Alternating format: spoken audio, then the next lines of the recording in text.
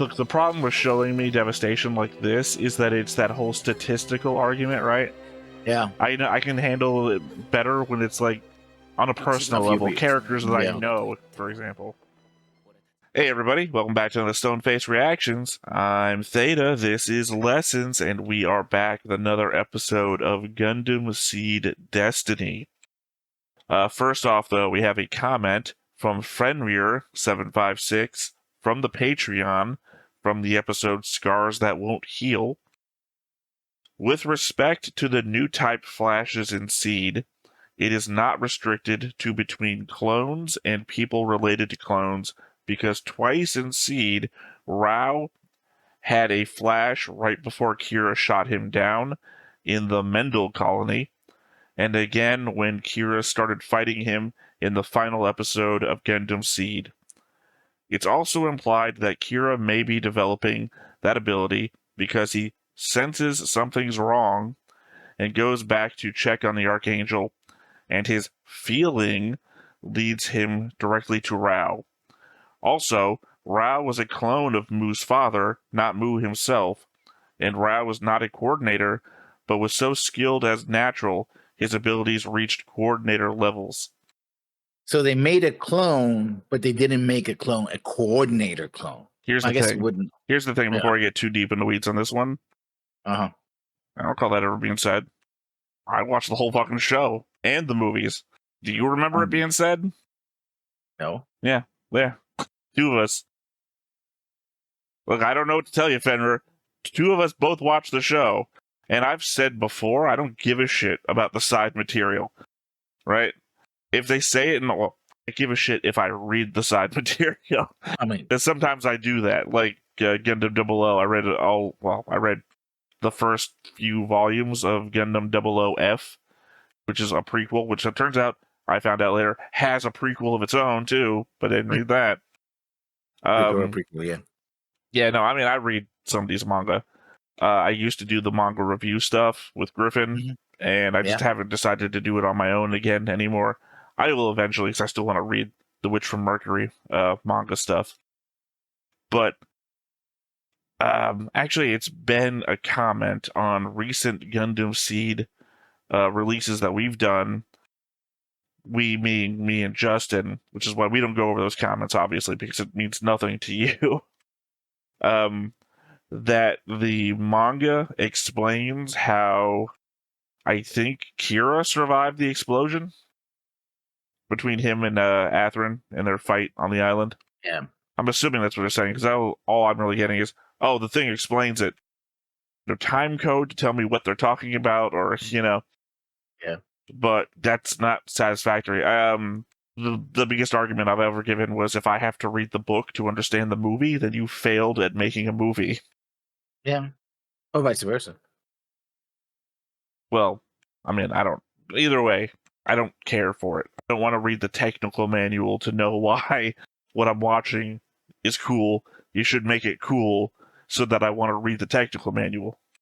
So yeah, they never implied it to me on screen. They never said it out loud that Rao is not a coordinator.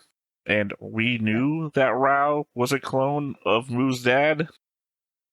So I don't know why that had to be told to us in the comment. No, in fact, ironically, I would think that you would want to make a clone that is a coordinator, that's upgraded to coordinator status. That's kind of the point. Like, betterment of yourself, I guess. Also, it doesn't make any sense. Rao is getting those little flashes when Mu is around. Yeah. She's saying he's so good as a natural that he's getting coordinator flashes, or yeah. I don't know. It has to be a clone thing. Or maybe that thing is not just coordinator. There's another factor that we haven't seen yet. Well, the comment says it's not restricted to between clones and people related to clones, and they give the whole Kira Rao thing, which I also don't remember, but I'm not so argumentative about that one, because that one is just in the scene of combats and whatnot, so I may have just missed it. Whereas I was thinking a lot about Rao because of his whole drug thing, like, why is he taking all those drugs? And it turns out to be because he's got that aging thing from being a clone. Yeah, because nobody else on the show does it. Well, obviously, except for their example of Rao and Kira, which I just don't remember. There's the link to the board. Bad Earth Alliance. Like the regular Earth Alliance is. Well, I don't know what to call these things. Yeah. They haven't identified themselves. Like I just said, Romefeller had been really confusing. I mean, they did talk about being Blue Cosmos. If you're talking about the people in the meeting. You talked about we joked about them saying Blue Cosmos shit. They didn't say that they were Blue Cosmos. One of them just says for a cleaner, bluer Earth or whatever the fuck the Blue Cosmos line is. Yeah. And then I said, "Oh, you mean Blue Lipstick Guy?" Because it's all themed. And Neo Cosmo. Like I said, I don't know. I keep calling them Romefeller because they just look like fucking Romefeller to me. Yeah. Okay, they loaded. So Bad Earth Alliance, Lord de Gibril, Alwyn Ritter, Duncan Lewis. Yeah, all these people look sound extremely rich. Old. And old and detestable. Oh, Adam and Lord de Gibril. Well, he has gray hair, I guess, so he is older than he looks. Or white hair. Well, white hair in anime doesn't mean anything other than you have white hair. I have no idea. Bruno Azrael. Oh, yeah, Bruno Azrael. When I've heard of that one name before. Well, the Azrael, huh? I don't know.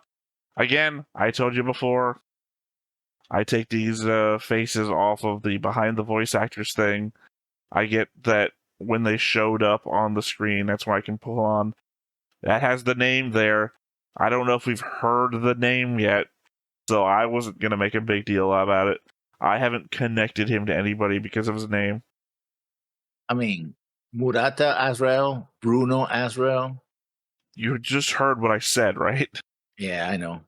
I'm replying that maybe there is a connection. We haven't seen it yet other than the last name. Right, but you don't know his last name. I do now that I read it. That's your fault. What am I supposed to do? Not read the caption? You're supposed to remember who you know in the show. And look, as I literally just explained it to you, and then you went on a thing about it. So, I told you, if we went to a club, you and me, right? Like say we're detectives, right? And I pushed you to solve a mystery, because after that kid fiasco, the chief is like, don't let him solve any more mysteries. And I'm like, all right, but what about this one last murder mystery? And we see the guy, and I'm like, I turn to you, and I say, hey, pretend we don't know that guy, because we don't know that guy's name yet. And you're like, that guy over there? The one who's related to the boss over there? You see what I'm saying? God rest those kids' souls, by the way. What I'm saying is, what was I saying? I was saying something. What I'm saying is that you can't help but say out loud the things you see, regardless of what's been said to you. Well, we presented it in the board, right? But neither of us has seen an episode that connects them directly. But you do have a name. We've seen a previous Azrael. He could be a father. He could be a member of the extended family. We haven't seen a previous Azrael. Have? No, because all we've seen is Azrael's mom. We've never seen these people together before. No, but wasn't Azrael the leader of Blue Cosmos that launched the attack on Orb? Yeah, we've only seen his mom. We haven't seen him? He was there. Yeah, I mean, we've only seen his mom. That's the only connection we have to him. Yeah. God, I feel like I'm going to be cutting a lot of this out. Because I explained to you that I've got that guy's face off of behind the voice actor, where it tells me his name, but we haven't heard his name in the show, so we don't know he's an Azrael. So I'm explaining that to you so you don't bring attention to it. And then you're like, hey, that guy's name is Azrael, like that other guy. And I'm like, I haven't drawn any connections to him on the board because we haven't heard his name yet. And you're like, but we know his son or whatever, the guy from last season. Like, I don't think you're getting me here. Yeah, I feel that if once you put the name there, yeah, I'm sorry. Like I said, that's why we got. After all, you're gonna show. That's why we got to do a shootout at the club because you started shouting the guy's name out. There's another. The thing is, Chief is gonna have your badge for okay, this. I know what you're trying to do. The problem with this is that if you put this on the board, right, on screen, and people see it, it doesn't matter if I say it. Look, I'm just saying, one more slip up and the Chief is gonna have your gun. I shouldn't be trusted with firearms anyway. Yeah, no, not after the club incident. So besides the person we are not supposed to talk about, or any of these guys, by the way. Well, technically, the rest of them, that doesn't matter. Yeah, yet. I mean, a couple of them do name drop. Yeah, they do name drop Lord Digibril. So. And again, I'm just assuming that these two are related. I was actually hoping you were just to clarify for people in the audience who have come to Gundam Seed Destiny expecting us to do our notes section in a specific way. One of us was busy protecting democracy, so they did not have time to get notes done.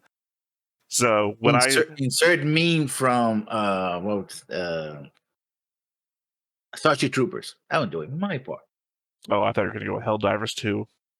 That too, but you know. But no, when I say that I don't have sufficient proof to connect them together, I do have notes about it. But I was kind of hoping that you were going to cover the spaces that I didn't have. But, you know, next time maybe. Hopefully, yes. I guess also as a reminder, we did say 10 episodes in, we figure who we're going to replace ourselves with here on the overlay. So, yeah, it's next week, after those 2 episodes, figure it out. Be this guy. I know who I'm going to do it. And I'm going to do it following your formula of somebody who is very interesting and worthy being, even if it turns out to be a completely douchebag. I know who I'm going to choose. Who to guess? Someone very interesting could turn out to... Oh, you're going to be Durandal, of course. Well, 1, very interesting. 2, you think they're probably the bad guy, I think. So, Durandal. Also, you had that whole speech about the sword thing. So, yeah. See, my thing is that I might... He is handsome, so, you know, I might have picked Neo, because just the fucking mask is cool, but my thing is the artist doesn't like masks. Well, because they want to draw your face, right? So it's like the same thing for Yazik. I love fucking Yazik, but the white hair is... Well, no, 1, there's no Scar this season. And the white hair isn't my hair, so literally it would just be the white outfit, which I'm already wearing in this thing. Which, by the way, is also explaining why I'm drawn as Rao, but with half of a mask, because that was the conceit that I still have my face. So yeah, no Neo, no Yazik. You've taken Durandal, the only other cool one. So I just following your suggestions that you got to go for the interesting characters. You can't just go to the vanilla characters. Well, I don't think I've said interesting characters. It's mainly my aversion towards the main character. Still think Bright Noah is an idiot. Yeah. Yeah, I don't know. Maybe somebody cooler will pop up in the next 4 episodes. Because I don't think at this point, my choice is basically what uniform do I want to wear. Oh, you know what? I could have myself drawn as Alex Dino. That sounds like Alex DJ for some reason, but yeah. No, actually, it sounds like Alex Dino. Makes you think of Alex Dino. Actually, I don't. I have no idea who you're talking about. Yeah, that's a very obscure reference to late 90s techno. and dance music. Yeah, which we've already covered. I don't know anything about. Are those going to be DJ I mean, we from one already of the? know who he is, so yeah, why but go with the Alex Dino? because Alex Dino wears the cool glasses, plus the outfit's all right. So as a combination of having me drawn in that, if it's just uniform related. Also, Atherin is a main character, so that's pretty cool, I guess. I don't know. Options are limited. So far. As I said, I've also tried to be a lot more clean when it comes to lines. That's why I always like circuit board patterns, so I'm keeping every line to an adjacent grid pattern. Also does make it kind of harder to cross the board. That's why some of these lines like go down, circle down around, come back up, cross through. It's the only way to make them viable. So, okay, let's go to the first thing we almost always do, which is who died. Actually, a lot of people died, but we don't have a lot of. Not really. We don't have a lot of faces. Well, a lot of unnamed people died. Well, if they don't have names, then who gives a shit? See, the chief is not going to like that. You got to care about the people of the city. Don't tell me what the chief likes. I know the chief. Look, those kids didn't have names, apparently. You still got a badge. Oh, yeah, we got Mobile Suit Pilot Sato. Or Sato. Sato. Sato sounds like. No clue. Like something I wouldn't. You know, I didn't write this down, but I'm going to bring it up since you're talking about pronunciations of shit. Uh-huh. Durka. Uh-huh. Yeah, I heard somebody say it in English when I was watching the dub. Diarca is what they say. Diarca. Yeah, it's like, what? Who the fuck are they talking about? If Durka wasn't on the screen, I'm sorry, his name might be Diarca, but fuck that. His name is Durka for me. Because I'm pretty sure the Farscape guy spells it the same way, or closest to. But yeah, that's the only person that died in the last 2 episodes. The asshole who's like, oh, I'm suffering, so everybody gotta suffer. Like, you clearly didn't. Cool. I'm glad that I have a paragraph of sympathetic text about him in my notes. You need therapy, my friend. You made your problem everyone's problem, and that's a problem, all right. I mean, he didn't. Well, he did, but it wasn't just his problem. Well, he and his unnamed flunkies, you know. Well, I don't think he was in charge. I don't think they would be his flunkies. I think they're all flunkies of somebody else. Yeah. That's why he's the only member of Bad Zaft at the moment. Any other commentary? Let me scroll on. Actually, not much, really, because everything was around big mushroom falling on top of Earth and killing wasn't a mushroom at all. Well, the top of it, anyway. Not even close. More like a jellyfish. True. Yeah, but Earth is about to get stung. So you came back with jokes. And yeah, Joseph Copeland, he's coping too. He's coping with immediate death. He's the president. Yeah. Of the United States. That actually is not a great name for a president. Who is the president? Oh, our president is Joseph Copeland. It's like, well, to be fair, it could also be Joseph Copland. Copland. Well, which actually does fit, but still not a good name. Like, it's too on the nose. It's like, yikes. I don't know why there's a president. Oh, it's a nation. Nation has a president. Right, but I don't know why there's a United States.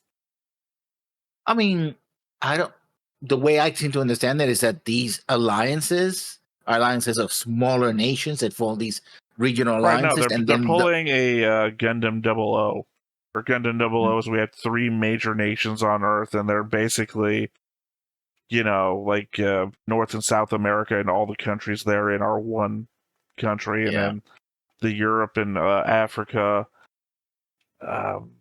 Sorry, there's some smaller divisions that I'm just blanking on, but because the other ones like Asia, I can't remember if Australia is part of it. Sorry, there's also just like neutral territory of people that aren't in this but aren't considered, I guess, powerful enough.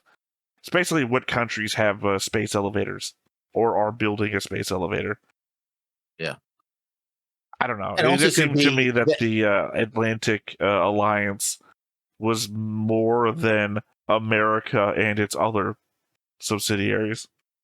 it will be that Copeland represents the strongest position. After all, their base, there were two major bases, one in Alaska and the other in Panama, and both of those territories have been associated with being under the control of the United States for a very long time.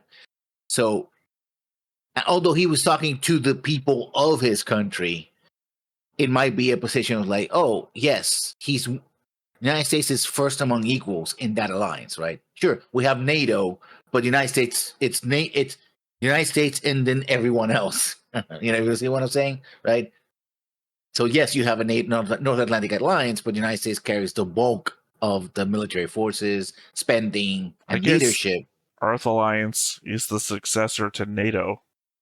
Yeah, or the North Atlantic. I don't know, alliance. because the Atlantic Alliance is just one part of the Earth Alliance, because the Earth Alliance is comprised of a number of alliances. So I guess maybe NATO broke up, and then a bunch of countries formed individual NATOs, or League of Nations, or whatever you want to say. And then the fact it's an alliance of alliances is the weird thing. And then zaft is a group of alliances, too. That's true. It's the Zodiac Alliance. God, what's the F stand for again? Future territory or far territory. Zodiac Alliance of Freedom Treaty. Freedom Treaty. So there you go. Alliance which explains why you have, which by the way allows for all these sub factions to be created. Because if you're talking about alliance and not everybody's on board, then some of the people who do have some resources could try to do their own thing, not at the level of the larger. Sure seems to be working out for this season.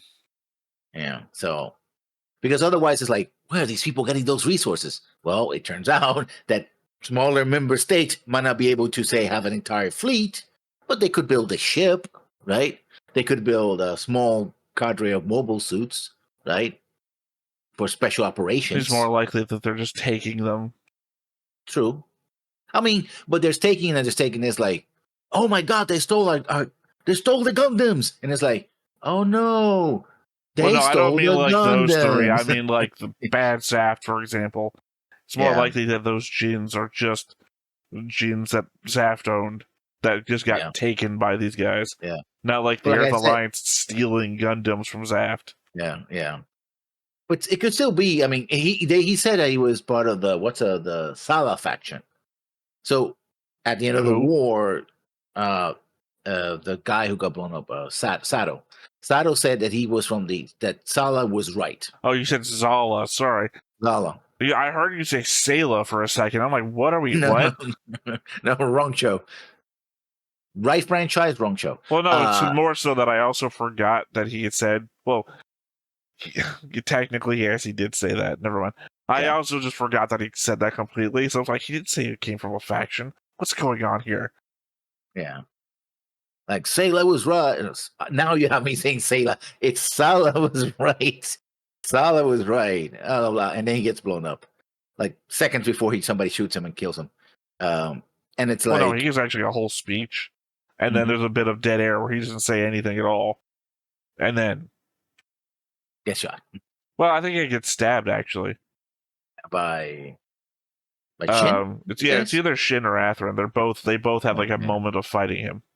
Yeah. That's why I had to draw the two lines between the two of them. Yeah, so that's a thing. So it could well be that, we are, and goes to the whole thing about technology transfers and stuff like that, and goes to the short that we saw about that supposedly video game that people were collecting junk. That has nothing to do with technology transfer, though. No, Jins but are the technology that's after. Jins are like the Zaku's.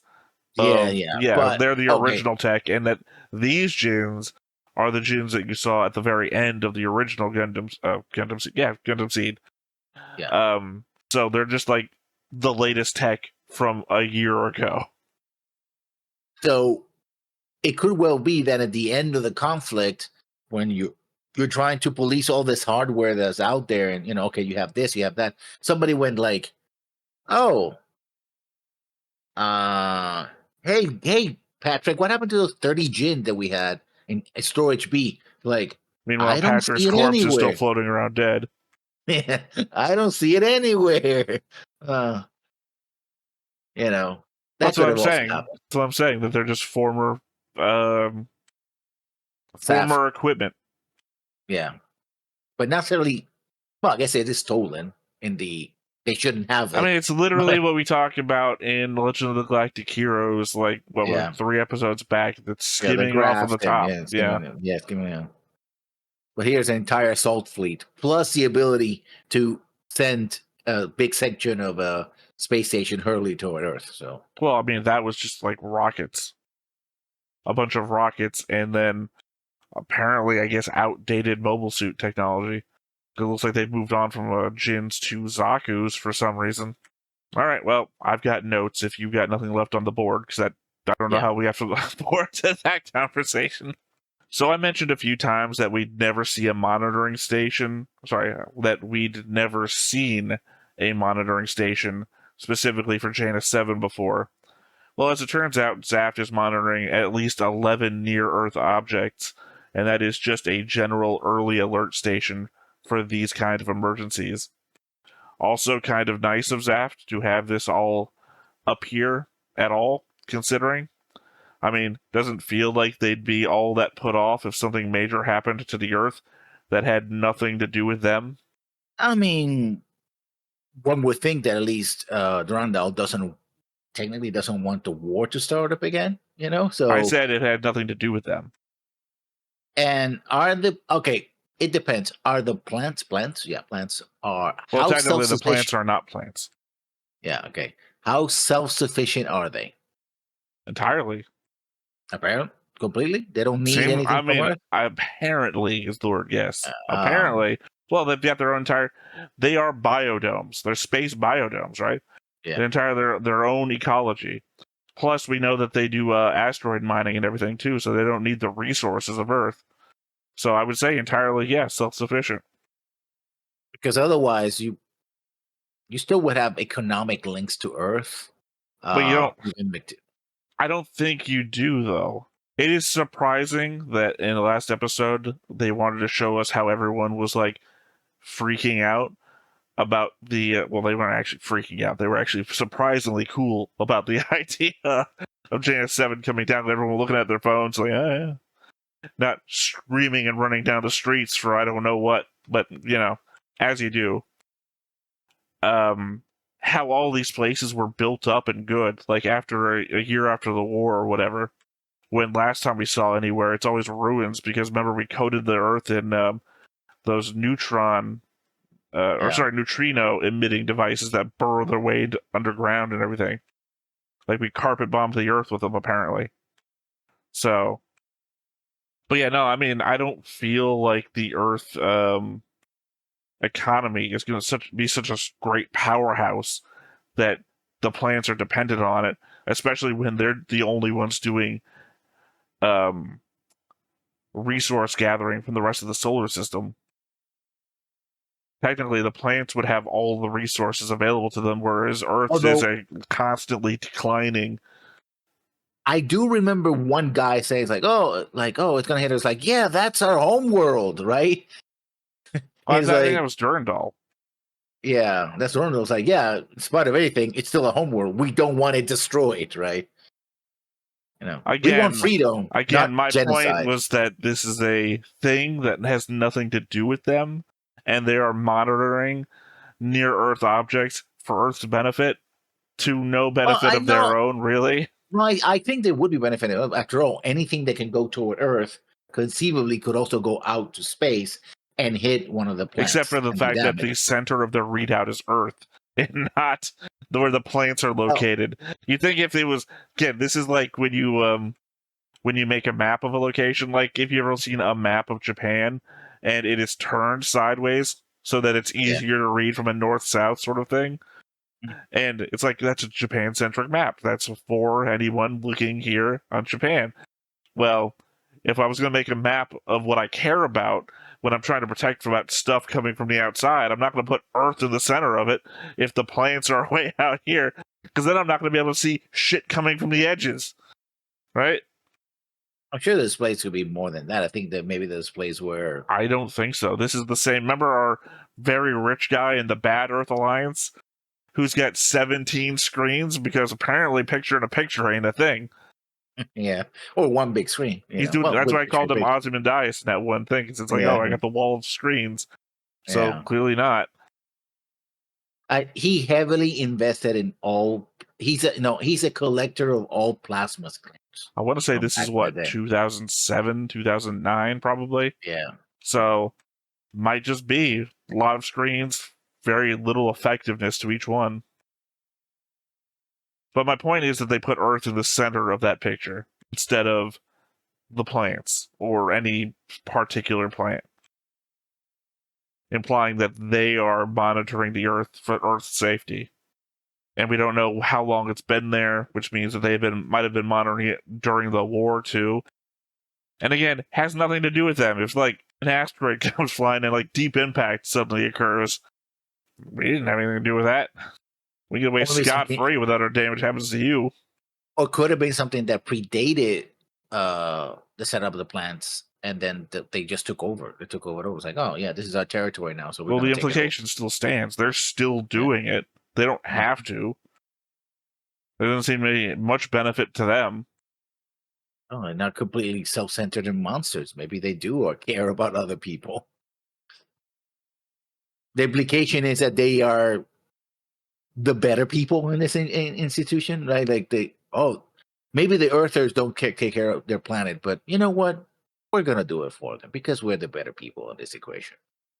Not for nothing to the whole maybe it was meant to be conversation that Kigali walked into, but she also heard the entire room full of people trying to think of ideas on how to deal with Jaina 7 in order to save everyone too. It wasn't until after they talked about the fact that Jaina 7 is also a graveyard filled with dead bodies that the statement was made, at which point it has to be a solid reminder of what created Jaina 7 in the first place and what everyone there might have lost because of it. The war only ended recently, after all.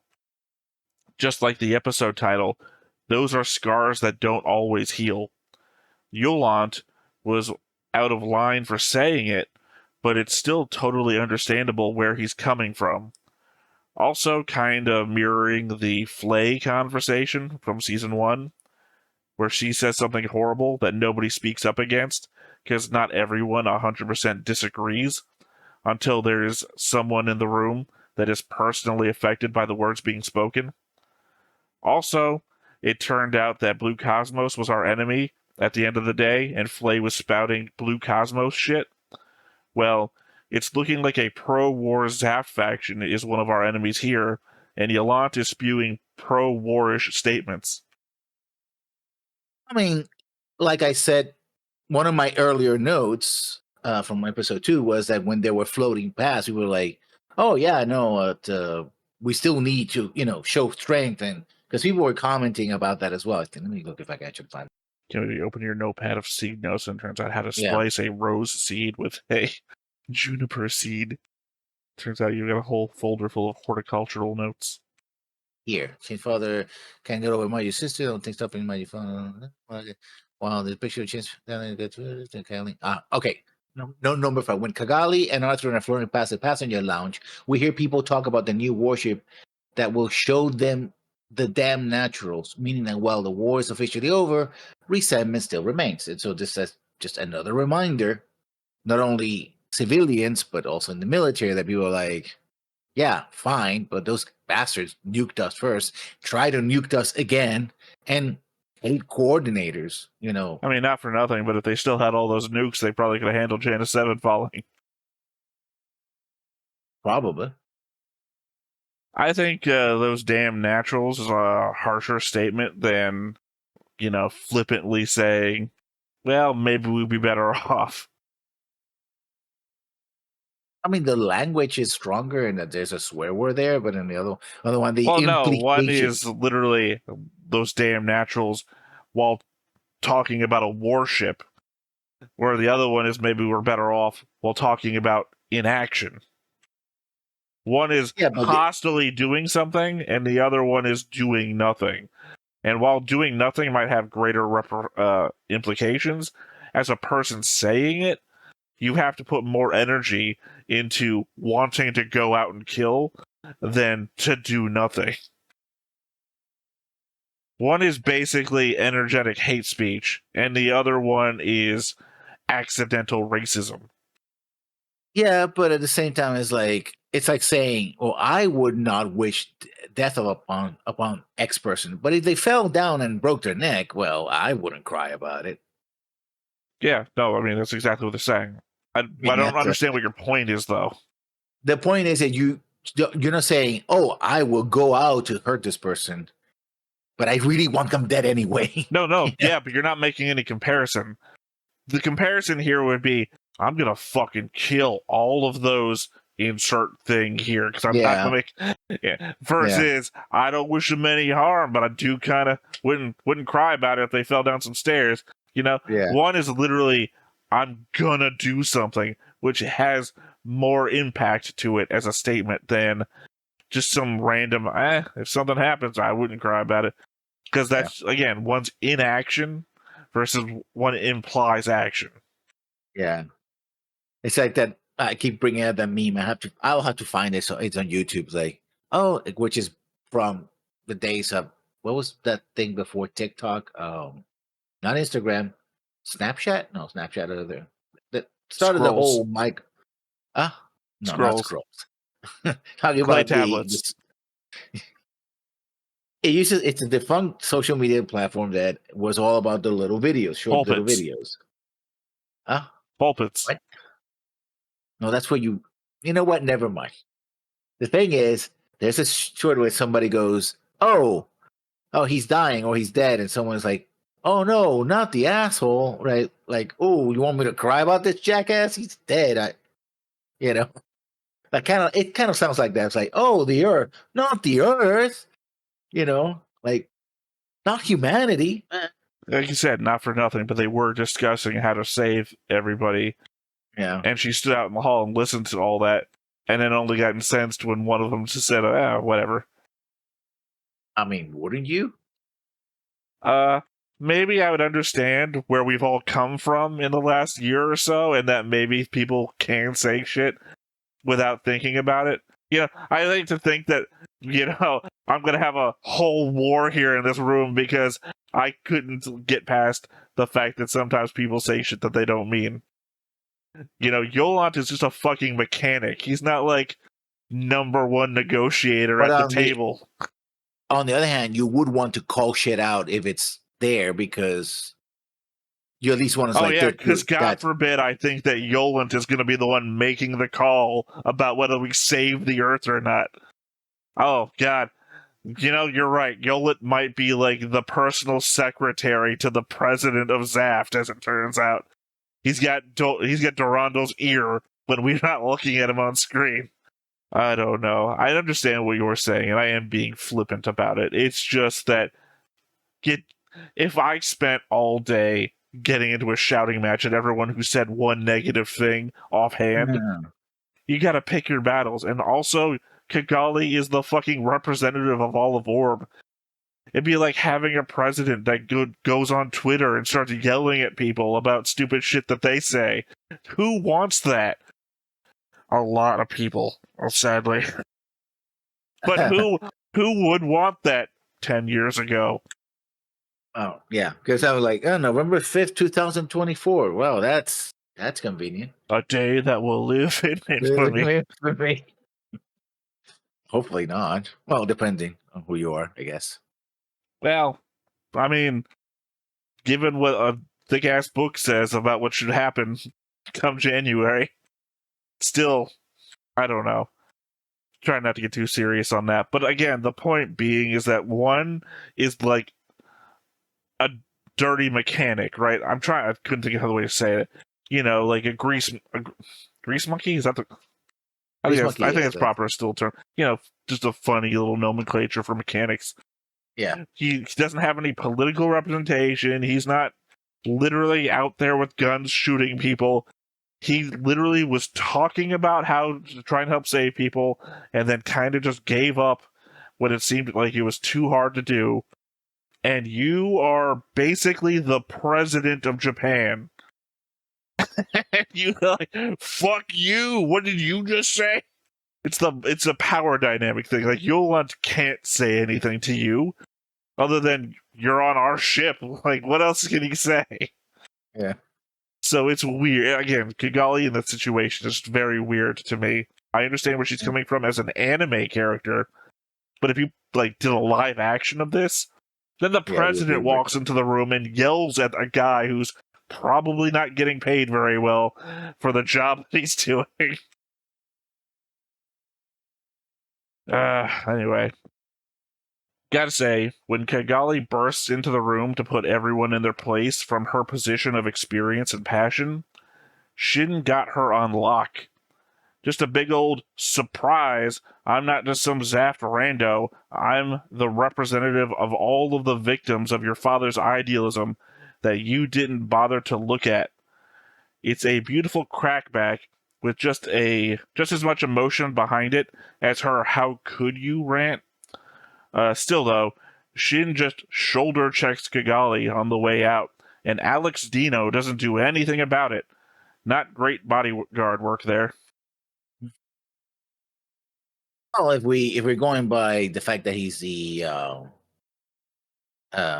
main character and he has the same characteristic as Kira, the god Yamato, if he went to hit the guy, we're like, But you wouldn't go to hit him. You'd go to grab him by the shoulder and say something. But Shin's never done that. Yeah. Well, no, I'm saying Shin's never done that. Yeah, sure, yeah. People have gone to hit Kira and he does whatever, but Shin's never been in that position. He just yells at people. Yeah. And gets yelled at, well, by his superior, I guess. Who then tells him, no, you're actually right to say that later on. Because this is not the first time he yells at Gali, so. Yeah, I know. In the hangar bay. Yeah. The Romerfeller-looking guys call the fall of Janus 7 a scenario for the Earth's destruction, and ask if anyone has ever written one like this, implying that they have a number of scenarios like this written out that they could have acted upon. Yeah. They seem very much, well, I do like that scene because it doesn't, at least most of them anyway, except for the guy who, blue lips jackass. They were like, well, we didn't start this, but it's a convenient situation. And I like villains who are like, well, I didn't do it, but that doesn't mean I'm not going to cash in on it, Oh, kind of like that conversation that we had about a certain zaft monitoring station and near-Earth objects. So, where you pulled the other side of the rug on that one. I mean, these guys clearly are going to try to benefit from this, so by starting the war again. They're like, no, we can get people to fight the war because it doesn't matter if they try to stop it. Still happen anyway, and people are still going to be pissed off. So we're going to bank on that so we can kill those dirty coordinators. Like it worked so well the last time. Phantom pain is a thing that can be recalled, whatever it is. It is also something that investigates, so possibly a unit of some kind. The next shots are of Neo and his ship, so possibly Bogey 1 is Phantom Pain. I think that is the most likely scenario. They refer to the Earth government as some other type of entity, and regard Zaft as not one of them either. They think Janus 7 may have been moved by natural causes, just like most of the others, so they can't be part of whatever the evil Zaft faction is, which would seem to tie them to Neo and his crew. Which is why they're over there on the board. Yeah, but I don't know why, and I'm not sure you probably haven't noted on this. It's when they intervene, they just kill everybody. You know.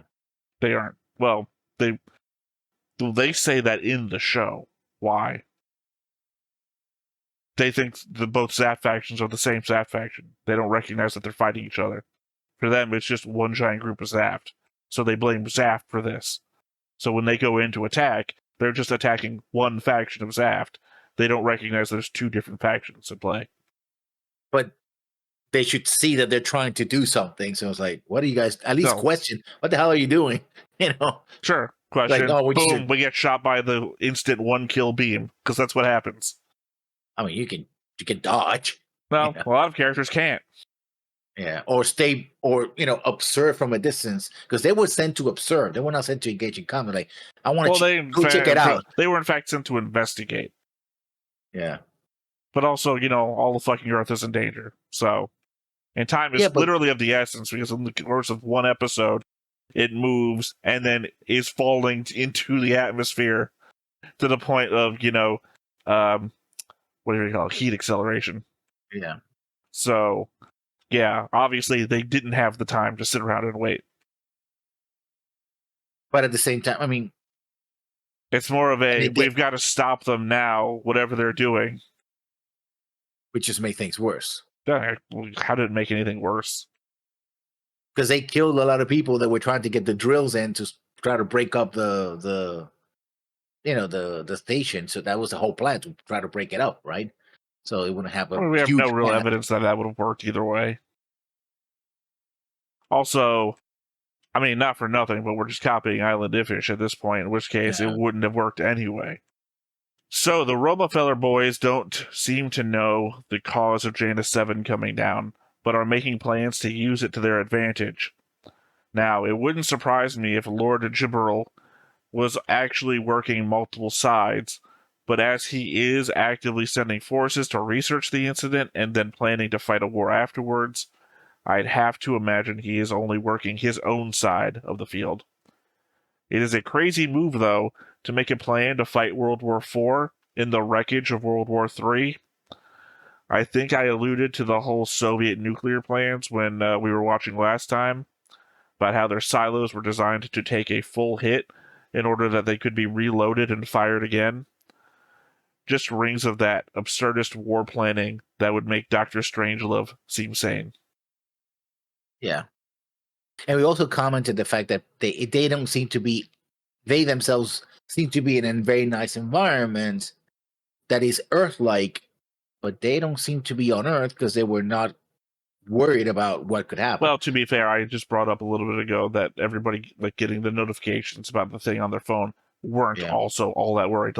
They had expressions of worry, but no one's they're all walking down the street as though, oh, Amber Alert, that kind of thing. I mean, literally, how would you react to an Amber Alert? If you haven't seen the girl before, the only real, those sort of alerts that I've ever had to be lock the doors, girl's missing. She was in here, lock the doors, you make sure everyone here is on the up and up. Because otherwise, what do you do? It's coming down. Cool, I guess. Do we start fucking now, or? Everybody take off their clothes. Well, it's it's the end of the world scenario, right? Yeah, and everyone's you have 10 minutes left to live. What do you do? Everyone's I don't know, shoot everybody I see, or fuck till I die, or, whatever it is. It's none of these people are acting. But then again, they're not giving any information on where it's going to hit. So maybe they just don't know. Or the extent of the damage, or it's like that. It's oh, something's coming. Well, I just mean every time you look at the globe and their images, it's just generic Earth with no physical property. It's just grid of globe. So here's my thing. I like Kigali. She's a good, well-rounded character. Uzumi, her dad, was also a wise leader that said some pretty impactful stuff about the themes of the show. At the end of the day, and maybe it's due to recency bias and the flashbacks of Shin's tragedy, but I still have to side with Shin on this stuff. Kigali is quick to accuse Durendal and Zaft, despite his accusations back at her, that Orb is doing the same things she is pointing the finger at Zaft for. Azumi decided to stand on principle and idealism, and his people paid the price. Do I think he should have capitulated to the Earth Alliance? No. But Zaft was offering to help, and he just ignored them. His people's lives were on the line, and he chose to ignore help and fight a losing battle.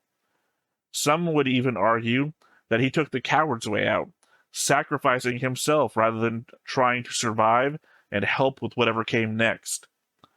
Instead, leaving his inexperienced daughter in charge. What is Orb's government even like? Very progressive in a lot of things, but evidently not democratic, because I don't recall anyone voting for the teenage girl to be leader. At least Patrick Zala won a vote. I think, well, that to me shows actually the strength of Shin's Fascism. perspective. No, not fascism. We Shin's perspective. forced the teenage girl to be a leader, and thank God, it turns out she's a good person. Thank God we didn't elect a horrible person like Patrick Zala like they did. The strength of fascism.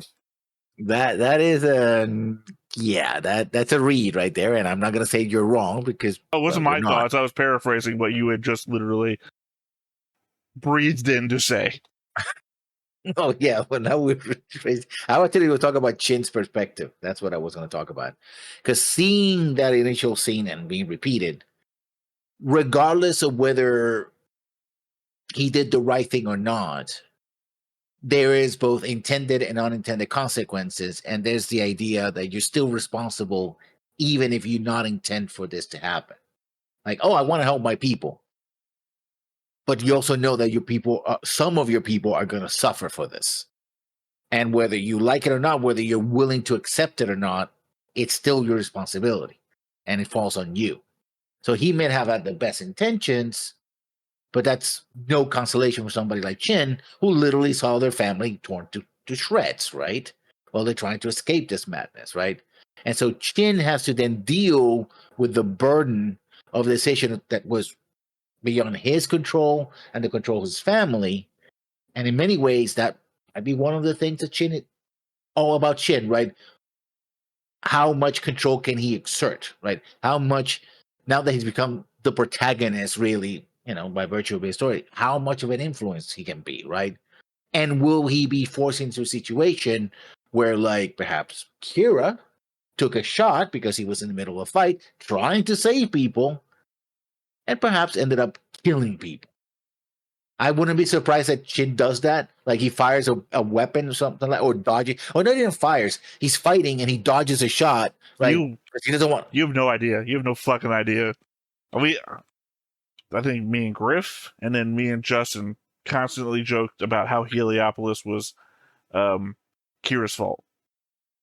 Well, for one, he's got the invincible phase shift armor that can take any hit. Apparently, at least to the first few episodes. Like he keeps getting hit. And he takes no damage as far as we can see. But every time he fucking dodges, Heliopolis gets hit by something that is slowly tearing it apart. Also, when he fires, his shots are so strong they rip Heliopolis apart. So, Kira, via dodging, is more detrimental to Heliopolis. And people like him, he didn't force them to pull the trigger on him. Kind of did by taking the field. If he wasn't there, what would they have been shooting at?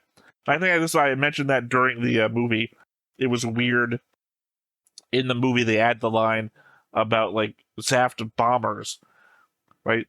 They're bringing zaft bombers in to bomb stuff or something, because that wasn't in the show. Like I guess somebody had the same implication there that who would they have fought if Kira hadn't come out? Yeah. Nobody, I guess, which means Heliopolis would probably still be around because they would have just stolen the Gundams and fucked off, I guess. I don't know. But they like, well, there has to be another threat there. Let's add bombers so this would have happened. We don't find ourselves in an Indiana Jones situation. But you might have a situation where, unlike your boy, Yisek, who's like, oh, I'm going to kill those people right there because they're fleeing the battle and they should die. And it turns out they were not even military officers, a bunch of civilians who were escaping, and well, somebody needs a killing. But anyway, just think about this: if there was no somebody. Yazik to do this the first time, Flay Mhm. wouldn't have been killed the second time. And you seemed 100% down for Flay getting killed in the same scenario. Oh, really? Yeah, you like cheered it on. You were happy it happened. That's not even that's not even me being hyperbolic or anything. You were happy that she died that way. You were making cracks about how Flay got flayed, even though that's not how a flaying works.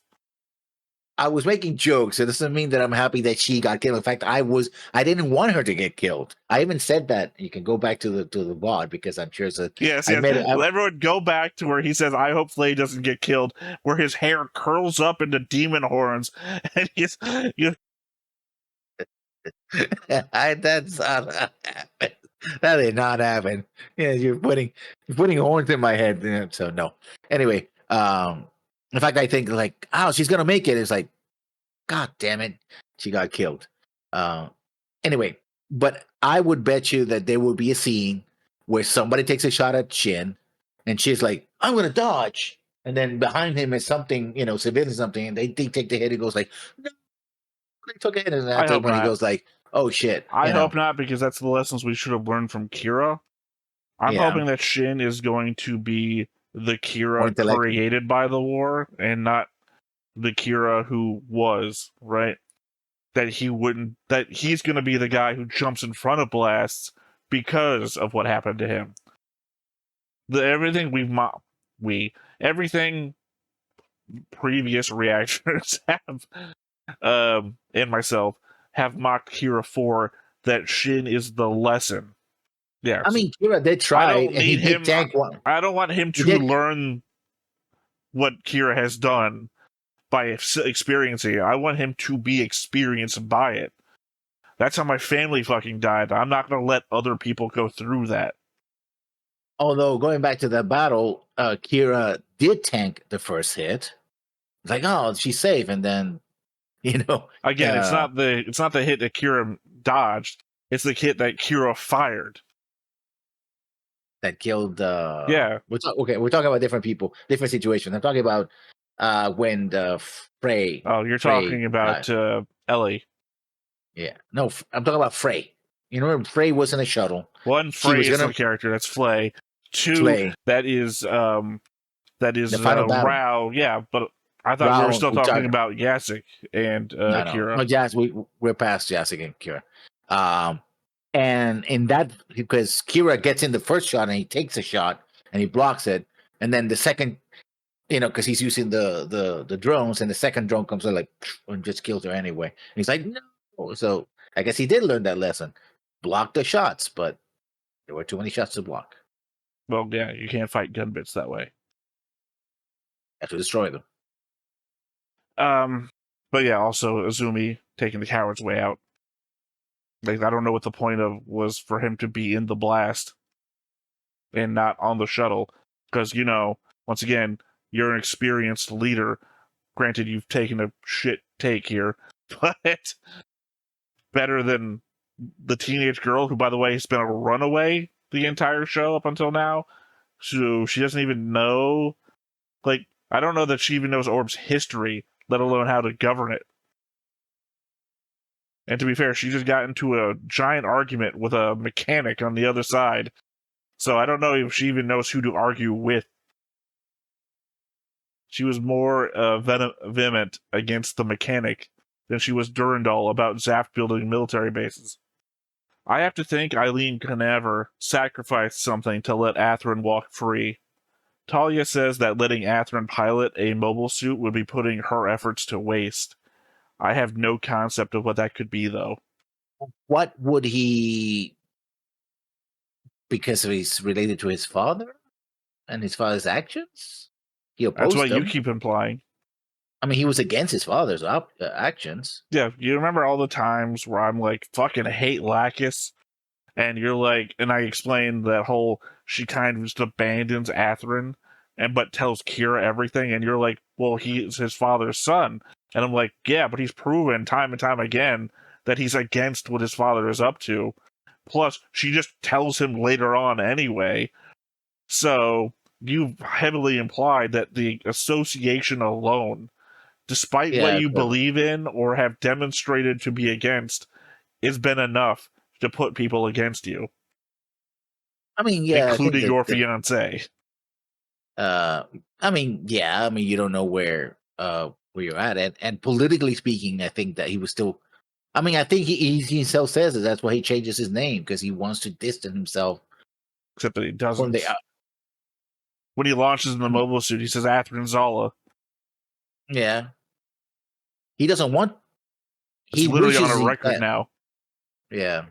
But I think he feels that he's forced into it, right? He's not his first choice. It was like, no, I don't. Because he had the whole thing where he's remembering all the death and destruction. And he's like, and he says, my name is Alex, right? Like, I'm not that person anymore. But turns out that you can shake your past that easily. Sure you can. It's as easy as a tiger changes its stripes. Yeah, no, that's I don't think, but sure. I mean, it totally is. All you have to do is, one, you kill a zebra. And then you start wearing the zebra skin. Wait a second, I think I've seen a flaw here. Yeah. I suppose it says something that Durka comments that the Jin pilots are expert pilots. I guess indicating that whoever this faction is, they aren't just nobodies that got their hands on suits. I mean, by the end, we know they are like all our other Season 1 mirrors. In Season 1, we got a revolt from Klein's peace faction. Well, now we are pursuing peace. We have the counterattack of Patrick's war faction. I guess it just implies enough of those people survived to the front and didn't want to go home again. Or it does that to you? Oddly, Sting had a problem with the fight happening on Janus 7. I say oddly as only zaft people have observed it as a graveyard before and cared. That he has green hair and Nicole's family are the only other people I can recall having had green hair. I wonder if there's a connection there. Maybe he cares due to an existing connection to other characters. We might. Well, we have many 46 episodes to go, so give or take. Give or take. Yeah. So we might find out. All right. So the message that Minerva. Sorry, Mobius was the only thing coming to my head. Minerva sent to Bogey 1, possibly Phantom Pain. International Rescue Channel. Subject, urgent information. #2240 #0135PJ -M0AD from LHM BB01 Minerva to nationality unknown warship. Article. Now we are supporting the work which breaks a Janus 7. If you want to prevent generating of the damage to the ground by fall of a Janus 7, stop the attack on our mobile suits immediately. Talia Gladys, Captain LHM BB01 Minerva. Not a great speed typer, I guess. Like, if you want to prevent generating of the damage to the ground by fall of a Janus 7. Yeah. Starfire entered the chat. All right, my last note here. We talked before about how dropping Janus 7 would be considered an unforgivable act, that it would be impossible to come back from, as an intentional action to ensure that the war could never be ended. But what is and isn't unforgivable, or what is forgivable, isn't some line in the sand, obviously. I mean, the attack on Janus 7 itself was an unforgivable act for a lot of zaft members, which inspired them to fight the war in the first place. For those people, Patrick's fervor likely made a lot of sense. They wanted justice, and lacking that, revenge, for the losses that they felt. Everyone we've seen so far has had names tying them directly to their loss. I don't mean they had names per our board discussion. I mean that they call out the people that they are no longer around. It hasn't been some abstract sense of idealism, or a plan for the future like our Romefeller guys. It's a desire to hurt someone as much as they've been hurt. And that's the cycle that the show constantly warns us about. But much like in the real world, has no immediate solution. Violence begets violence. Unless you set up a peace and reconciliation, board and process. Yeah, it's... That requires people want that. Well, you do it, and it helps, because that's the whole idea, that you confront the harsh realities of what was done. You bring to justice those that are directly responsible, if doable. And then, you move to reconciliation. Not easy, though. Not always works. It takes time, even more bloodletting to people to get tired of the fighting. Or in the case of Death of Seed, go to a point where everybody could die. It's like, okay, this is crazy. We crossed that line in the sand twice, or tried to anyway. It's like, okay, yeah, that's crazy. Let's not do that again. Mutual assured, or go to MAD, right? Mutual assured destruction, basically. That's what we're doing. Yeah. Like you said, it requires people to come to the table. And if they don't want to come to the table, you can't force them to the table. I guess technically all you can do is force them under it. Which might be what they want, right? Some people are also in the field of, it hurts too much. I'd rather be dead. Yeah. And if I have to, I'll make you make me dead. Suicide by Jin, I guess, or Gundam, in this case. Well, it'll be by anything, really. All right, that's the end of my thoughts. You have anything? Nope. All right, like I said, let's go ahead and hop on into it. But before we get started, make sure that you hit the like button, hit that subscribe button, comment down below to feed that algorithm. On top of all that, if you want to watch more shows like this, unfiltered, uncensored, and uncut, as well as some early access stuff, you can check it out over on the Patreon. It's just $5 a month, but hey, no pressure. There's zero pressure in order to do that. It's just a little bit of extra support, and it would be greatly appreciated.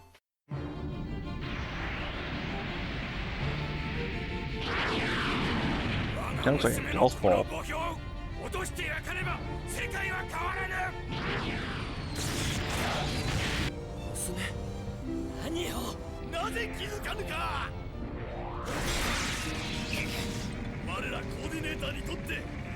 That's what I'm saying. It was more than just a quick statement. He gets the whole speech out.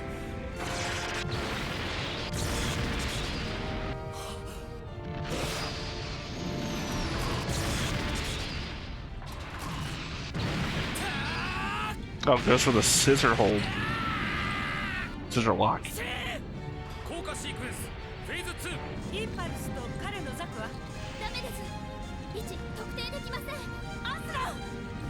Probably doesn't help that her station has like no readouts that have anything to do with locations. Yeah.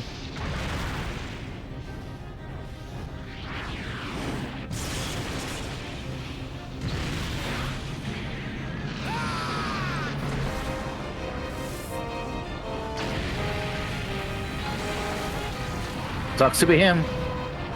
Well, it does. You just listed all of his dead friends and family.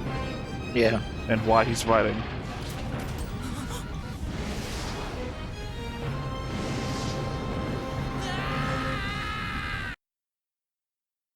As I said, Yazik fell from orbit and was fine.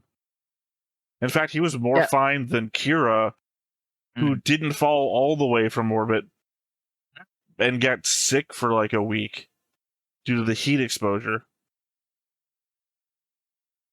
We have no idea how the hell Yazik survived. Yeah. I guess that just makes him better than Plot Kira. Armor. Plot armor. Yeah, why would a secondary character get plot armor? They wanted to keep him alive. For what? Oh, he's still around. And I'm saying, for what, though? At most, he weighed in with the, hey, get out of the way, when Patrick was about to fire the main weapon again. Yeah. Otherwise, he's not been, like, instrumental in any particular fight.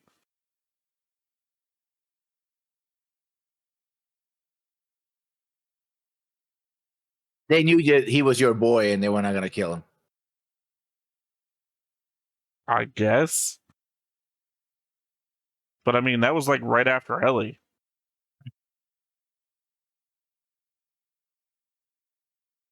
And Kira's back in the picture, and that he was in last episode too. Yeah.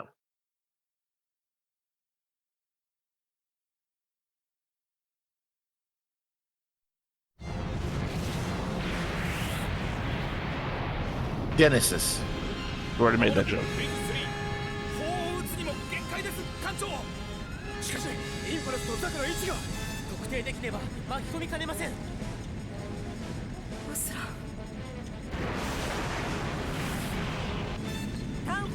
Oh yeah, obviously on the board I connected her and Durandal together. Yeah. But I don't know if that might just be Durandal abusing his power. True.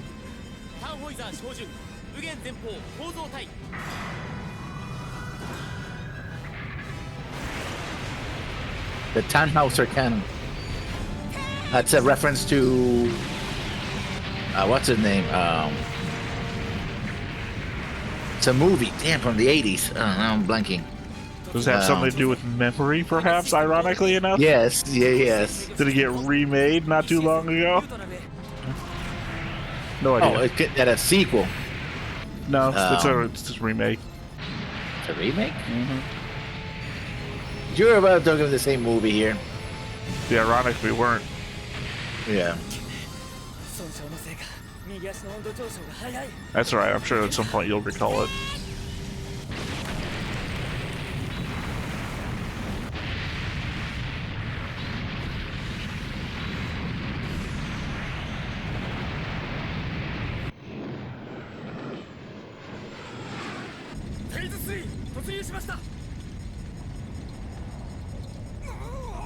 Instead of one global event, it will be major cities getting blown up. Yeah, Deep Impact, except that they're breaking up. Yeah. Probably a lot of them are ice. We've seen that Jaina 7 was so filled with ice. Yeah.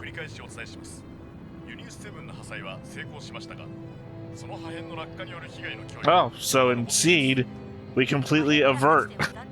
Yeah. Well, not completely. Said we still have major damage.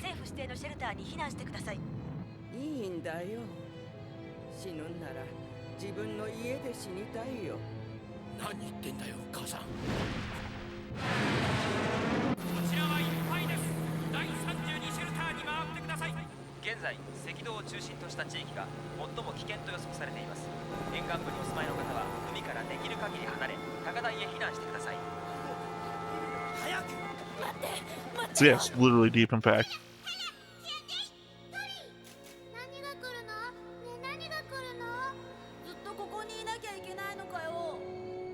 Wow, he had a shelter and everything.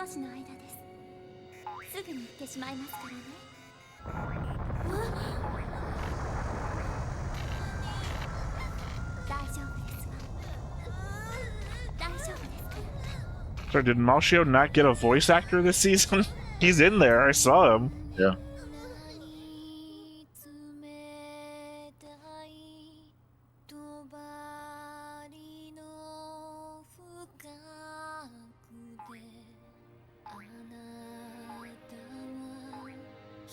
Deeply sleep.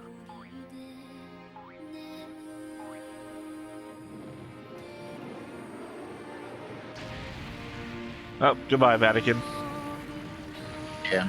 And Rome. Rome in general, yeah. And Athens. Athens. That fishing village that you saw one time in another movie. Yeah.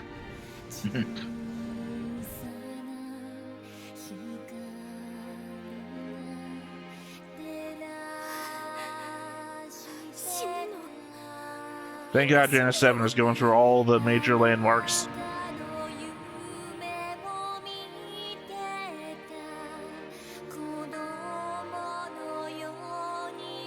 No, Great Wall will need you during World War IV. Oh, Tibet, China, Dubai. I don't know. It could have been that that famous Dubai Tower thing. Yeah. Arizona. Yeah, the whole state just went up. That fishing boat from The Greatest Storm, whatever the fuck that movie was called.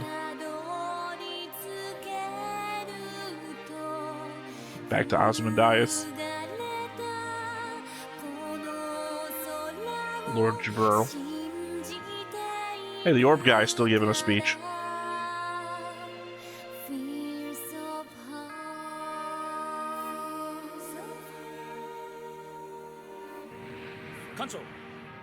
Yeah, it's kind of funny that nobody who was on TV got hit by an asteroid. Yeah, they might be there on TV because they didn't get hit by an asteroid. ダメです。破片落下の影響で電波状態が。レーザーでも熱センサーでもいいわ。インパルスとザクを探して。彼らも無事に降下していると。平気でタンホイザーを撃っておいて何を今更と思うかもしれないけれど信じたいわ。 Literally a thing that we discussed about Char Yeah. and Sayla. Yeah. I'm going to attack hoping you're not there, versus I'm not going to attack thinking you might be there. アスラーさん、アスラーさん、シン、君か。待っててください。今。よせ。いくらインパルスのスラスターでも2機分の落下エネルギーは。 It has wings. どうしてあなたはいつもそんなことばかり言うんですか。 Literally, the core of this thing is a fighter jet. Yeah. 俺を助けろ、この野郎とか。その方がいいのか。いいえ、ただの例えです。センサーに反応。7時の方向、距離400。これはインパルス。いや、光学映像出せる？はい、待ってください。おお、ザクも無事だ。アスラン、アーサー、発光信号で合図を。はっ。マリク、缶を寄せて。早く捕まえないと。あれじゃいずれに。 Like I said, I think Shin is just going to be a better Kira. Let's hope. Huh? インパルス、ザク、若干。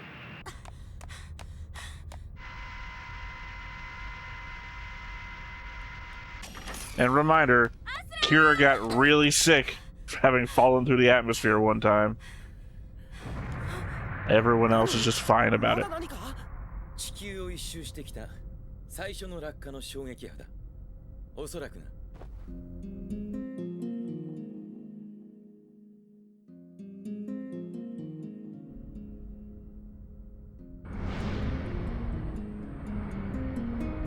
The opening of Gundam Seed, the original series. 上海、ゴビ砂漠、ケベック。 Not the Gobi 大 Desert. 西洋北部にもだ。 Really? 死者の数もどのくらいになるのか。痛ましいことだ。これからだ。 It's not Lacus. We know where Lacus is, and it's not here. Yeah. Do we have a cloned Lacus? I mean, you could have another girl that is also a. That looks exactly Hey. like Lacus? I mean, it's a silhouette, so. It's a silhouette of a girl that looks exactly like Lacus. 1番から24番までグリーン。 Look, I know how much you hate Lacus. You would hate a second one. グランドエフェクトが I don't hate Lacus. 超えていま Well, す。 then I don't think you've been watching the show. You hate Lacus. 警報、総員着水の衝撃に備えよ。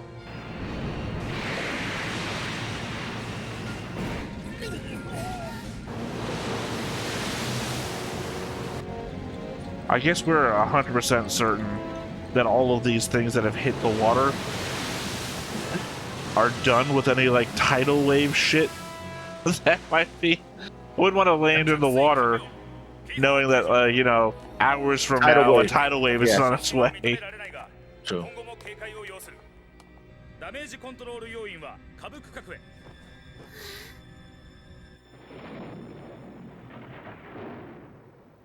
Also, nuclear winter might be setting in as well. 太平洋って海に降りたんだろ俺たち。うわでっけえ。そんなのんきなこと言ってられる場合かよ。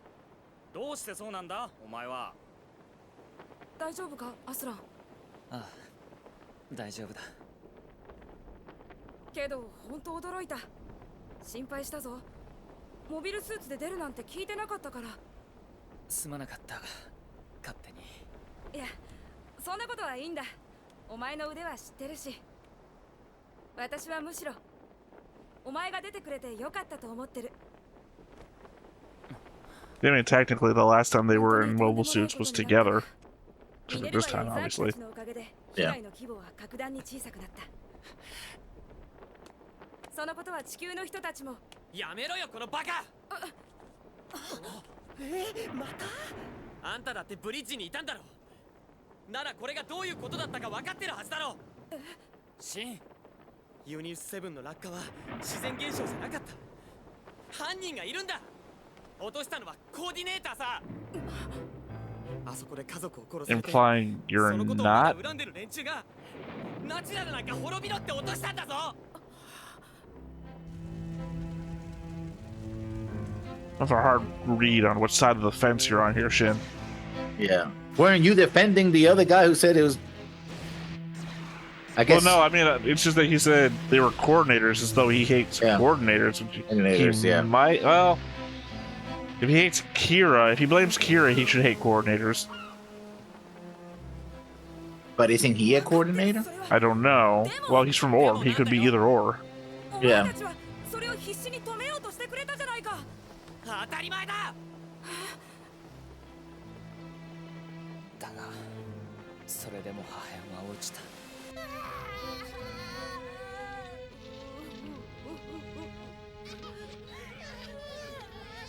俺たちは So he came to me, big man, strong man, tears in his eyes. That joke's not gonna age well.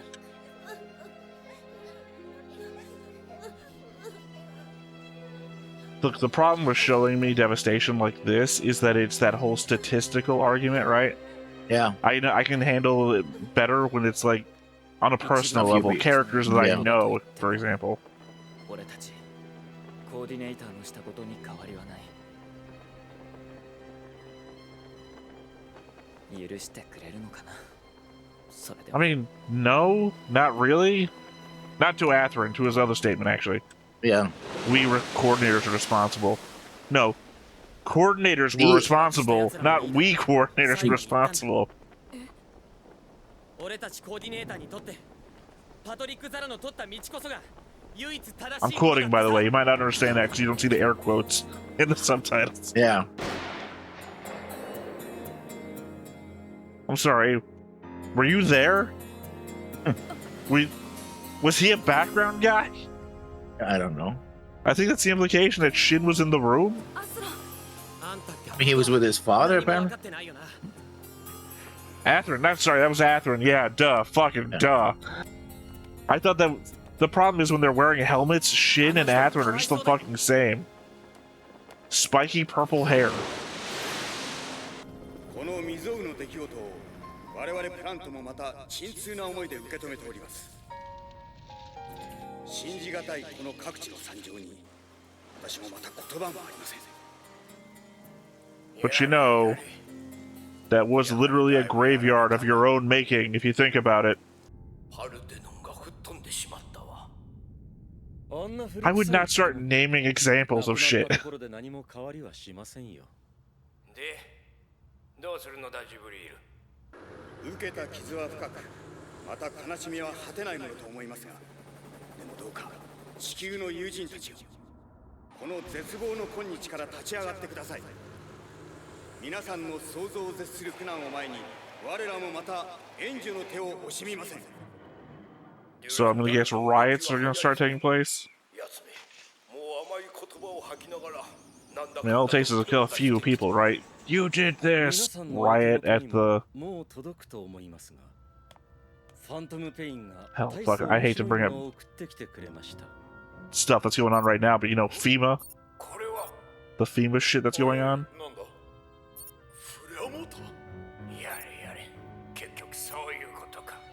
思いもかけぬ最高のカードです。これを許せる人間などこの世のどこにもいはしない。そしてそれはこの上なく強き我らの絆となるでしょう。 Again, the fact that it was Jins that were doing it. です。青き正常なる世界のためにね。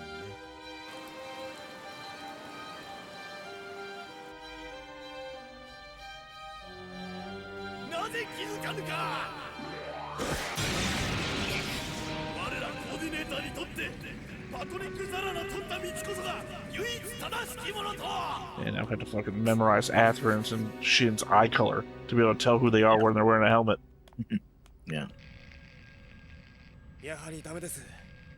粉塵濃度が高すぎて、今はレーザー通信も。そうか、すまない。いえ。Which means that she hasn't been in contact with Orb. Mm-hmm. Well, if Orb has taken hits. Well, she I mean, that's what she they're- wouldn't know. That's what I'm saying. 各部の応急処置 Yeah. が済み次第、オーブへは向かわせていただきますが。ああ、分かっている。今さらこんなところから話をしたって、もうあまり意味はないことも分かってはいるのだがな。島国ですものね、オーブは。ご心配も当然ですわ。I mean, technically, if it is Japan, like we keep thinking it Yeah. is, there was a hit to the Pacific ミネル Ocean. バにはできるだけの便宜を図るつもりでいたが、これでは軽く約束もできないな。許してくれ、艦長。いえ、そのようなことは。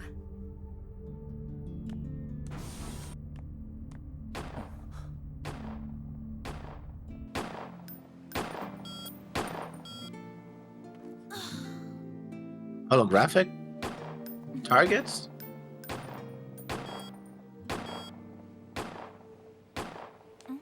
あら、訓練規定か。どうせなら外の方が気持ちいいって。でも調子悪いわ。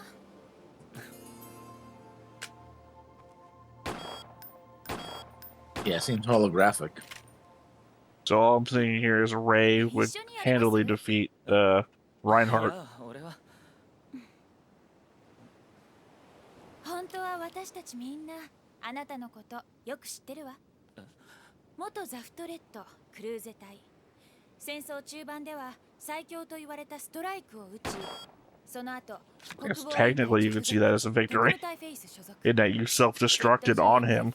X09A ジャスティスのパイロットのアスラン・ザラでしょ。お父さんのことは知りませんけど、その人は How the fuck do you not know anything about Patrick Zala? 夜勤ドゥエ戦でのことも含めてね。あ、いや。射撃の腕もかなりのものと聞いてますけど。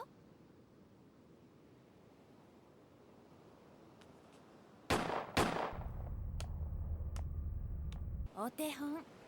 実は私あんまり上手くないんです。 Trying to she's hitting on him hard. I was thinking that earlier because they have like this. Yeah. She's constantly mocking him, but in a joking way.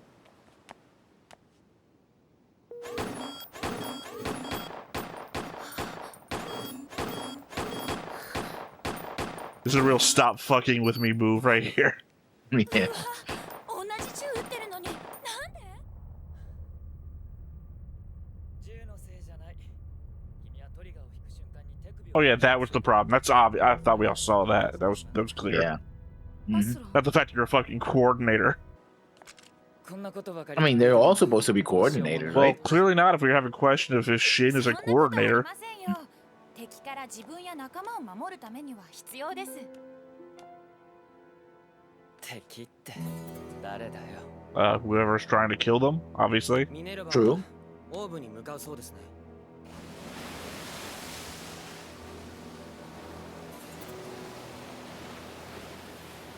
あなたもまた戻るんですか、オーブへ。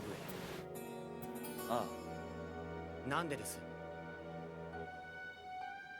そこで何をしてるんです、あなたは。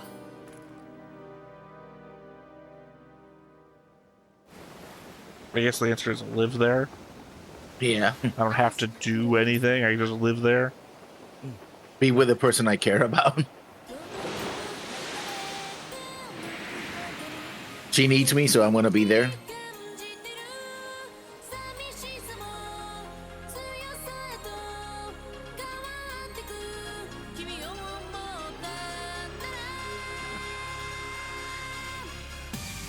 Although they finish with him saying that the real armor-piercing question is Arthur saying, "Who's your enemy?" Right? Armor-piercing question. That's trope and piercing TV tropes, right? Sorry, It's I a was kind the joke I had in my head. I was waiting to see if Atherin said anything before I made Yeah. it. Was that Ray's is back there? God, I hope they're not talking about anything. They're still on the whole time. I mean, I don't know. Yeah. Obviously, it's going to be a problem for Shin to go back to Orb, given everything. Just literally everything. Yeah. I wonder And if of that's course, we now supposed to see- be the Archangel back there. Yeah. Or a similar ship. Well, there was only 3. Yeah. And that one's either the Archangel or the... Starts with a D, didn't it? Dominion. One got destroyed. Right. So, Archangel then, because the other one looks... Yeah. The other one was like a prototype for Archangel, so it looked a bit different. 築き上げていく道のりは長く、そして崩れ去るのは一瞬。 Who the hell is that guy? それが夢。が痛みにうずくまろうとも時は Okay, 進む。 Marius is back. 道は交わり。この出会いと Oh. 別れが新たにもたら He's すものは proposing. 次回機動戦士ガンダムシードデスティニージャンクション霧の海進めミネルヴァ So Kira comes back to the fight, but I don't know. He's still on the island as far as I can tell. yeah. So I don't think he's coming back, but clearly Marius went back to her previous job. Because in episode 1 of Seed, she was just like a mechanic, I feel like, even though she had military rank, but I mean, you can be a mechanic. yeah, I and know have you were good going to men. say that. That's not what I meant. I meant that she had higher military rank than Murdoch, I think, who was just the average mechanic on the Archangel. Well, he was the chief that seems- mechanic, but I mean, she highly outranked him. It seems like he would be. She was in the dockyard, so maybe she's the chief of the dockyard now. Well, it's also Like that to she's get her actually hands on- wearing a uniform when we first see her. She wears a uniform later. I don't know. It's just the fact that she's showing up again. There's the guy you said, who's that guy? Who's hugging Kigali? Yeah. I don't know. He could be Egyptian Rambo. But if that was the case, he would have lost a lot of weight. Yeah, and lost like a foot or two in height as well. I don't know. He was taller than her. I don't have any perspective Yeah. to think he wasn't like hunching down, because he would have had to hug her in the first place. Yeah. But it was a completely different hair color too. Yeah, no, new character. Has to be a new character. Yeah. I literally cannot think of anybody that looked like him. Mm-hmm. And nobody the last time she visited Orb was that familiar. But then again, she's a politician now, so it could just literally be anybody. Could it be her aide? Yeah. Thoughts? Yeah, but if he's his aide, I don't think he would be that feminine. He'd be actually more formal rather than less like, oh Anime. yeah. It's anime. I mean, again, especially if Orb is based on Japan, yeah, he would be very formal. Well, I mean, it's also just like that that short that's going around of Disney characters in real life. You know, quirky, awkward girl dancing around, and normal girl walks up to her like, "What the fuck is going on here?" Yeah. It's just a Thoughts? hyper exaggeration. I like all the questions that are being raised about who's doing what. Like, oh yeah, Zaft or Zaft is gonna try to help people, but then they're gonna see the footage of the Jins and go like, wait a minute, you did this to us and now you're here again? Because the last time you were here on Earth, you were occupying us. So you said something about riots. It could happen. Well, I mean, it's literally cross motives, right? Good, their current Zaft is going to be like, "Oh, we didn't do that. We're trying to help you." Bad Zaft is, wants this to happen, so it's like they're lying. We were ordered to do this. This is what we were ordered to do. Don't believe them. Yeah. And it's hard to not believe when you want to believe, because you're already incentivized to believe from what happened over the last 2 years. Plus, you've just lost everything. In the lost a famous lot. words of guy from Buenos Aires, kill them all. Yeah. No, I'm sorry. I'm He from said the Buenos only Aires. good bug is a dead bug. I don't Yeah. remember. He said a Well- lot of stuff after his dog died. Yeah. No, he says he says that, but he says I'm from Buenos Aires, Nope, different guy. and You're talking about Johnny Rico. I'm talking about the Johnny homeless guy whose dog died. yeah. No, because you're talking about when the reporter is talking to them as they're going through the station, and they say the preferable policy is a live and let live policy. I'm from Buenos Aires, and I say kill them all. Yeah. And they go running off. Yeah. No, I'm talking about the original one, right when we're seeing the "Do you want to know more?" the news thing. Yeah. And he's like, yeah, the only good bug is a dead bug. Yeah. A lot of sound bites from that. But yeah, no, I mean, that's the only way I can see this going. And I don't think the Roma fellers are going to be doing anything other than just releasing information. Like, they don't want to be out there, unlike the bad zaft guys who are like, one of them is on TV, so at least one of them is a public figure. No. Yeah, the guy that you told me not to tell because we haven't had made He the wasn't on connections TV. yet. Yes, he was. All right, Go time back code to me. see them. In fact, you pointed out to him, was like, well, wait a minute, isn't that guy still talking on TV? And it wasn't the president, it was somebody else. Although, unless I could be mistaken, but I think You are it was. mistaken, because the only guy I reference isn't part of them. So I don't know who you're talking about. I'm going to go back and watch it, but I think it was him. Or looked like him, anyway. Go for it. Time code me once you find it. Yeah. I think I know who you're talking about. Otherwise, you could just look at the board and point out on the board who you think I'm talking about.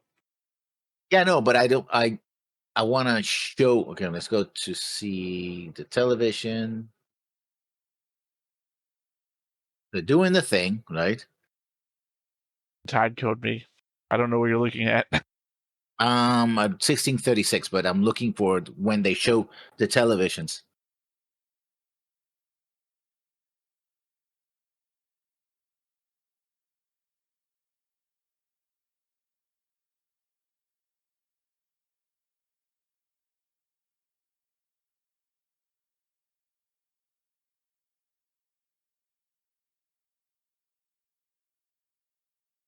There's one at So 1604. talking. In fact, If you're talking about 1604, then that's them talking to themselves. No, 1701.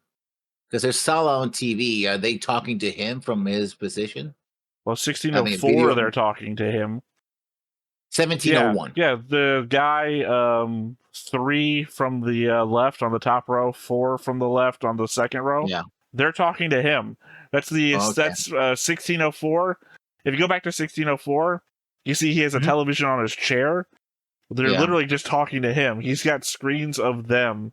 I thought you were talking about somebody else who I did talk about on here, but the guy I was talking about is from Orb. Okay, no, not the guy from Orb. Who's not in those shots, ironically. No, there must have been a earlier in the episode wall of people on there.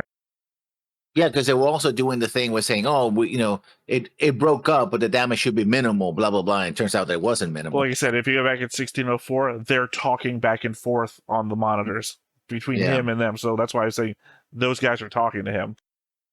So that's not what I was referring to. Okay. I don't know where the other one is earlier in the episode. Oh, hold on. 639? Somewhere around here? Because they're talking to the press and they're like, they're having like an interview. It's like, oh, yeah, no, the damage is going to be minimal, whatever. And at 746. Because it's when everything's originally happening. And that's when I said, oh, they're talking on the screen. It's funny that nobody's on screen gets hit. Because that's where I mentioned, oh, there's that guy. Because he's on those screens giving a speech. 747, right? I said 746, but I imagine in the second he's still there. Yeah, 756. That's the price. 46, I said. 46. 746. Yeah, because Yeah, no, this isn't like your 2246. Oh, I'm sorry, I meant 246 from last time. 746. It's a giant wall of TVs. Yeah, but I don't. That's not the picture I'm seeing. I mean, I saw that too, but he's not there. Where? Well, that's the guy. It's literally the guy I said. He's on that Or screen. more. Oh, okay. Yeah, that's the dude with the purple vest and the glasses. The same glasses that Yeah. Alex Dino wears. That guy is from Orb. That's why I was saying, oh, he's there. Because I just added him to the board last time. You didn't point him out either. You also... This is Copeland, yeah. This is Copeland. Well, the Copeland's on the right. I'm talking about a guy in left center. No, but later on, like a couple seconds later, Durando is looking at a screen, and it's a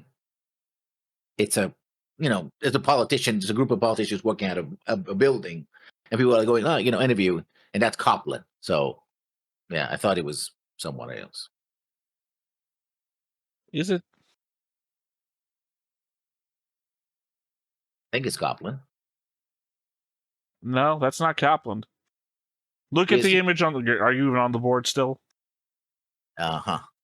If you're on the board... okay, well, I don't know. I would say worry about it because you can just go back a couple of steps, and I think Copland's on the other screens too, but Copland has like a wide jaw and poofier hair. Yeah. So...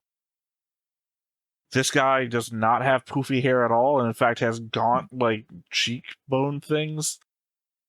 In fact, looks a bit older, too. Yeah. I don't know who that is. Oh. That's not Copland, or Copeland. That's probably Copland. There's no E. Yeah. Copland. We don't know who that guy is, but he was getting interviewed for some reason. Well, he was walking out of a thing. Yeah, so yeah. I don't know if he's getting interviewed, but, they could just be shoving... apparently masses of taped microphones together in his face. Yeah.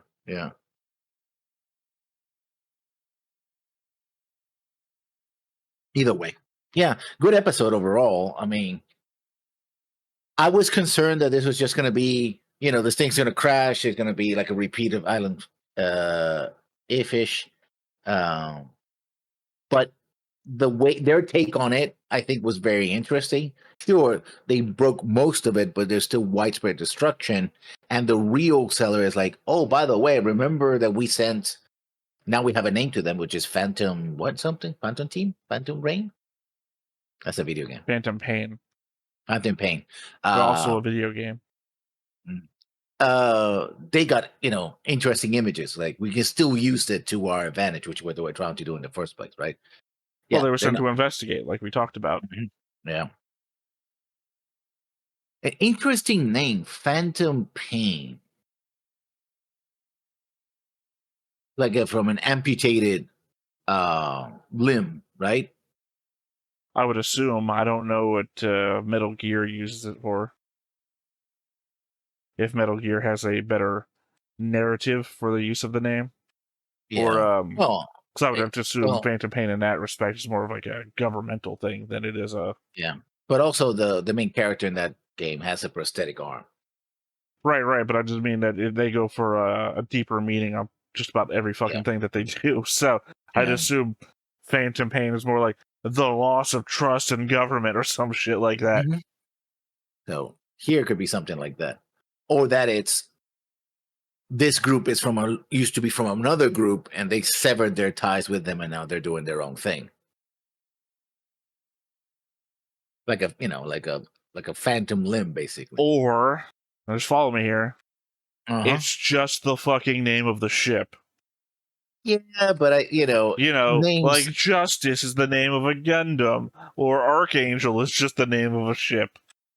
Now, or Dominion is just the name of a ship, or a type of voting machine. But we know that Justice had a greater meaning, both because it was built by Saf to bring justice to the situation. Like, so was Freedom. Freedom, was but built they by turned Zaft. around. But then they turned and they around. brought fascism to Zaft. Oh, not really. They Well, actually they freed turned, Zaft. if they turned it around, right? They built Freedom but then they turned it around. So I mean, what's the opposite of freedom? Tyranny. No. They they aimed it at somebody else, but then they turned it around. So tyranny to zaft. No, on the contrary, they turned it around because it was supposed to be freedom of the coordinators from Earth.